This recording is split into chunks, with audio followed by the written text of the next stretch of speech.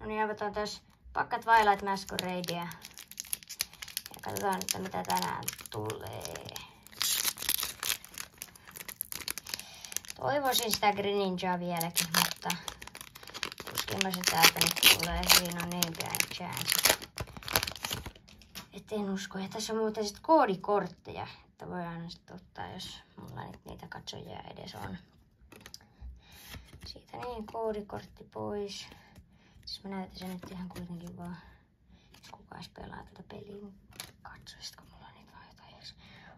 Jos tää on holo, niin toi on vähän huonossa kunnossa. Eikö siis, jos on joku peto, ärsyttää sitten kyllä. Psychic, Luxio, Goldeen, Drippy, Sandygast. Me halutaan se Jynx. Se meiltä puuttuu. Darmantian, Leafeon, Spanna.